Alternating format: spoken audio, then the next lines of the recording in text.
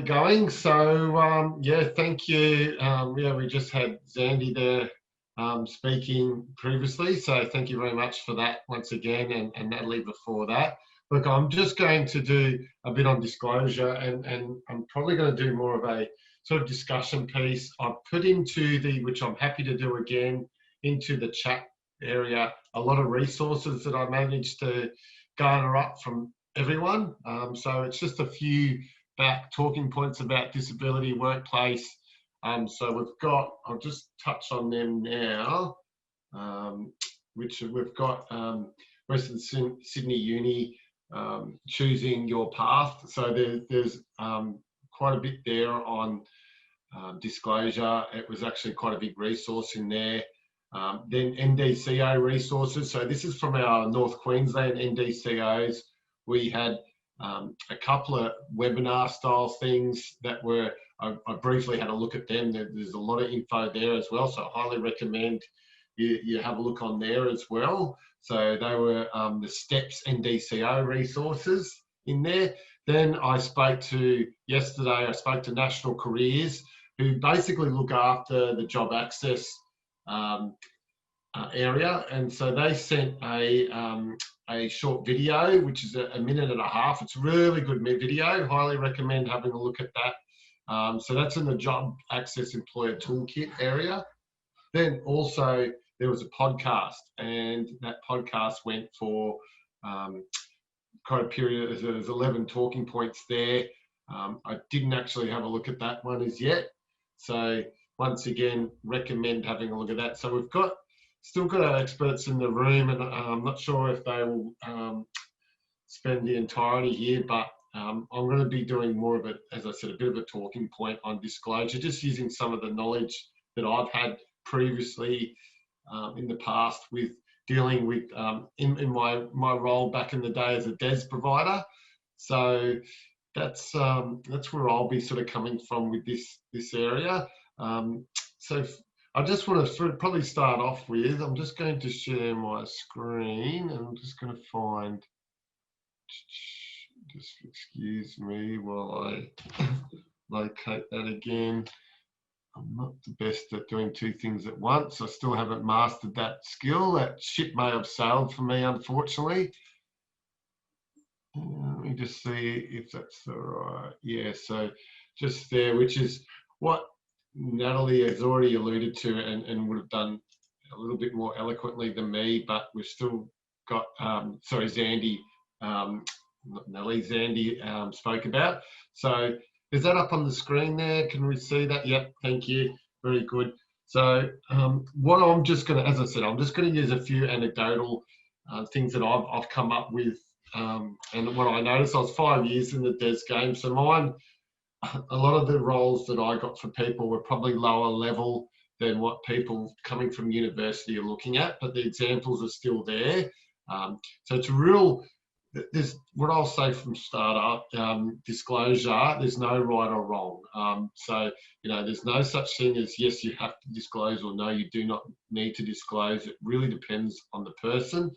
And not even just the person, the position they're going for. So individual situations require individual sort of responses. So you need to look at the person, their disability, and the place they're going into work. That's really a lot. So you really, you know, you may need some support with that, particularly initially.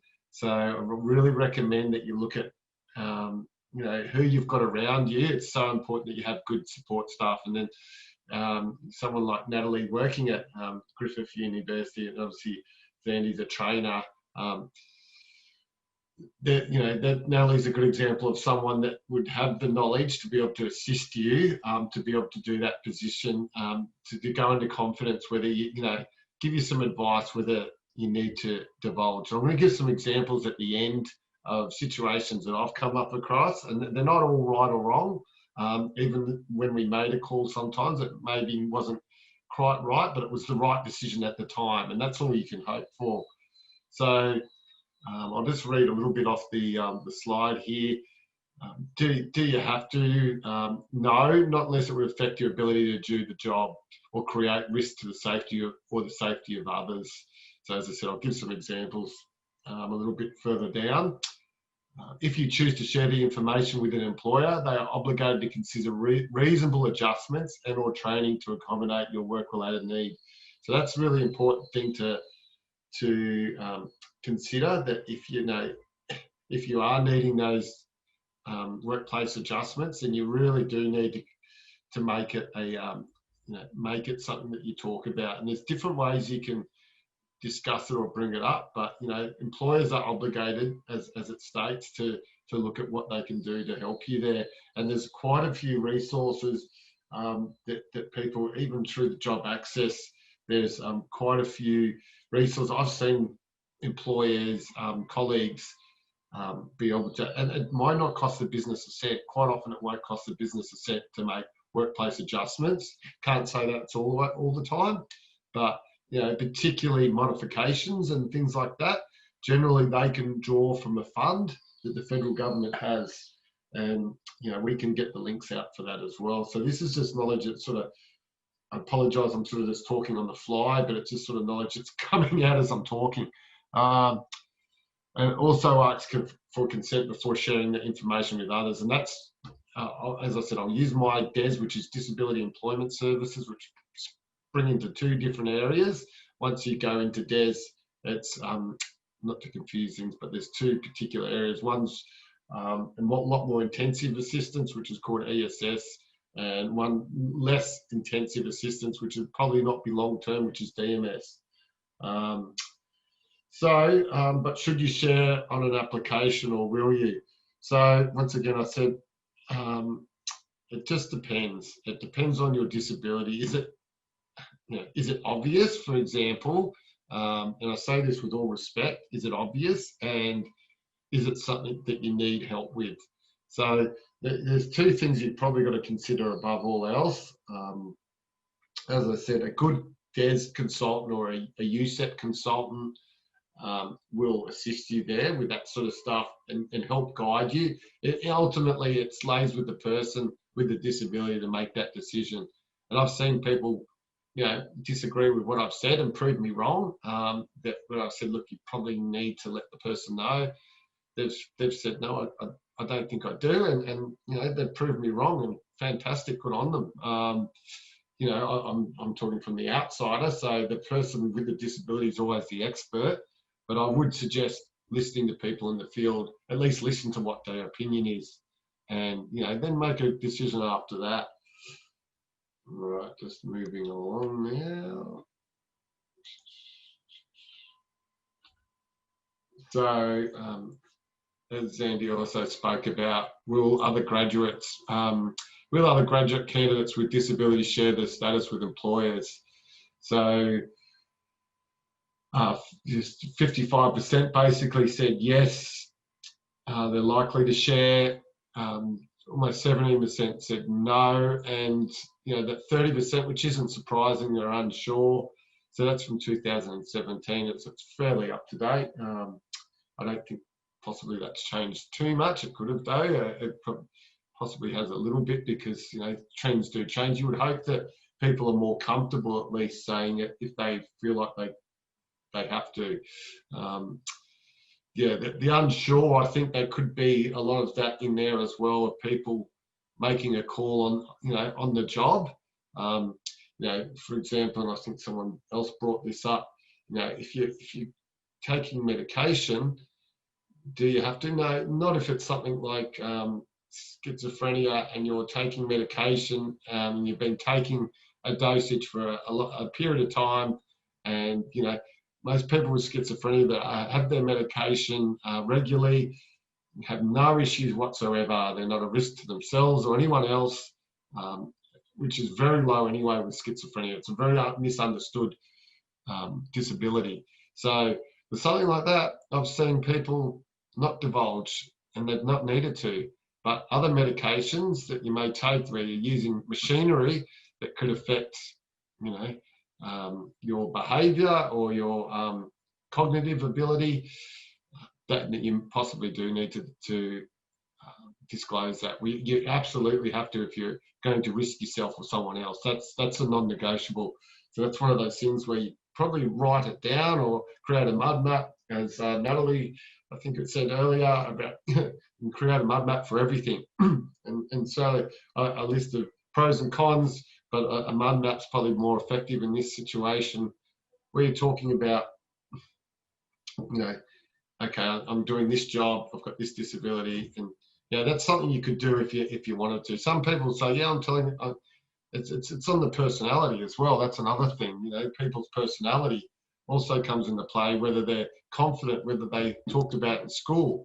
I know from Griffith Uni when I used to work with them in there before this job, disclosing students, which I brought up earlier, but disclosing students who came to the open day wouldn't disclose their disabilities, certain people, and you can understand why. They've had a stigma, they've had problems with it in the past, but the issue is when they've turned up for their first day, they have if they've needed those modifications or allowances, none of them have been put into place. So they're behind the 8 ball straight from the get-go, and it's taken weeks, if not months, and they put themselves back. They're already working with difficulties, and then now they've got this on top where they might not have been able to start their course for a month. So it's so vital that people go to those open days and locate the disability officer or the disability section of a university. They've all got different names and different terms, but people will help you out. There's it's a requirement that universities do offer this assistance, and there is funding there, so they need to, and they do assist. It's just varying universities will do different things. What do other students think would help them to share the information? University students with disability survey in the United Kingdom, so it's obviously the UK, but similar culture at least. Only 57% believed it would be beneficial to be open during the recruitment process. 71% said that most important factor encouraging the share would be to know what the benefits are. 81% said that they would more than likely inform an employer about their disability if they were told that the employer was disability confident by their careers advisor service. And I think that's a big thing, knowing that the employer possibly, and that's where some of those big employers have got that ability now that they've spent a lot of time. They've even got quotas now that they're looking for people with disability. So it can actually be an advantage in some ways, believe it or not.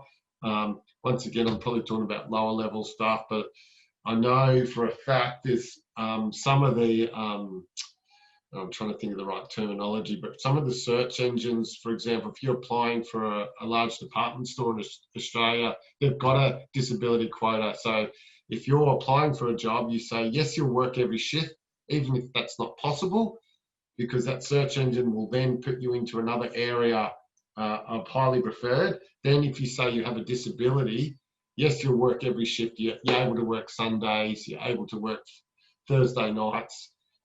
That's something you'll negotiate when you actually go into the job. And everyone's got a different opinion on this. This is my opinion.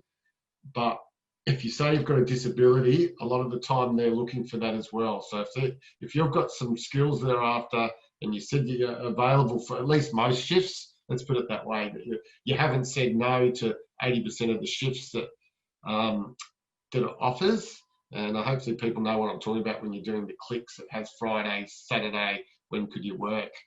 My advice to everyone was, as I said, to try and say a good portion of it at the very least. And yes, you do have a disability. It does put you at the front of certain lists, and I can't deny that it could be the other way at times. We're still battling discrimination out there, that's for sure. But just something to be aware of at the very least. I'll just stop that now. And yeah, look, I probably don't have a huge amount other than I'll probably give a few examples that I've come across in my time. So pardon me while I look down at my page a little bit. So I had two young boys that I was working with that were straight from high school. I worked with them at high school. They had intellectual disabilities. Did we divulge? Yes, we did to employers. Well, from looking at them and talking to them initially, one's intellectual disability was slightly higher than the others. You probably wouldn't be able to tell. What that would become apparent at some stage probably is that they would struggle a little bit with instruction and what you're trying to tell them. So we had them in a chemist for initially. We talked to the chemist about what they needed for no fault of their own, and the chemist actually wanted to keep them. The chemist couldn't keep them. We moved them into Big W. The chemist wrote them great references. So I got them both. It was funny. It was like a little package deal. I got them both into the Big W after that, and just being able to explain that even if they don't look, they were very good bloke. They were the best young guys you could hope for. You know, they're very, very polite, very well spoken, and it was just a little bit, as I said, trying to make sure that everyone understood that they needed a little bit of extra help when you gave them instructions, and not to get too frustrated with them. They would work, you know, they would go twice the mile. You know, a lot of other young people that we have problems with these days with millennials, you wouldn't catch these two young fellas looking at their phones. They would be working, but they might not always quite, they might need just that extra 10 seconds, half a minute of instruction. A young man we had on the spectrum, and he was doing maintenance and cleaning at a set of units, which was like a holiday letting. Did we divulge? Yes, we did. We disclosed his disability. That was really about educating the employer, because once again, yeah, fantastic young guy, wanted to please, but his part of his disability was, you know, and people will know this if they know people, some, you know, the spectrum, that's why they call it the spectrum, because it's such a wide range of what people will have, is that he would have a job to do, like, for example, sweep an area. So he'd sweep that area and he'd go home before his shift had finished. Now, it's a little bit of an issue, but it was explained to the employer that his disability, we really need to have the whole day mapped out for him. And then he would understand he couldn't go home after he'd finished a job, because that was part of his job for the day. So that was just another example. I'll just give a couple more. When I talked about schizophrenia earlier, middle-aged man who dealt with schizophrenia.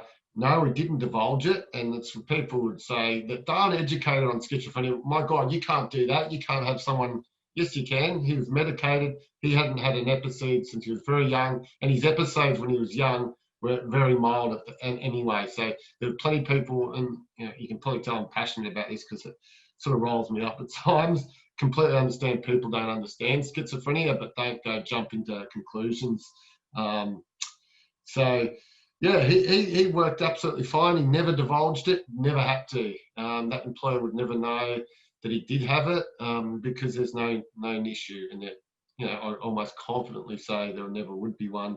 You can never say never, but a man with an acquired brain injury, he had been in a bad car accident.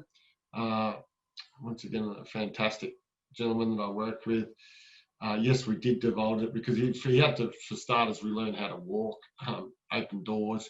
He was well past that stage when he applied for the job, but he was going for a nursing role, and he'd been studying nursing. He'd only been studying nursing or finished his nursing degree beforehand, but we had to relearn even part of his nursing.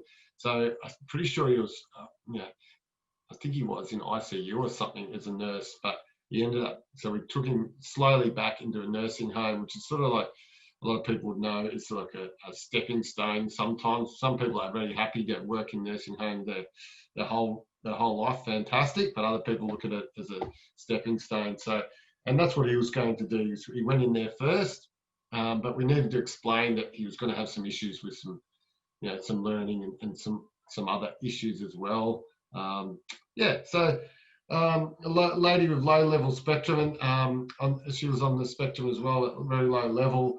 We didn't divulge, and that was her decision. And I'll give you an example where it probably didn't work out. It did work out in the end. So it was an office environment, and some things started to come up, and a few issues, a few personality issues. Nothing too alarming, but enough for the employer to ring me. And that was where I needed to go back and explain to the employer that I had a relationship with, that look, we didn't divulge this. This was the lady's decision, because we did not think it was going to be a problem. We did not see it as an issue, but it did turn out to be that, and she stayed there, and it became a very big success. They wouldn't lose her for the world, but that's an example of maybe where we could have done it a little bit better, but sometimes it works out that way. Look, I'll leave it at that. I'll just see if there's any questions. I'm not sure if we've got anyone on here for questions, but yeah, that's me.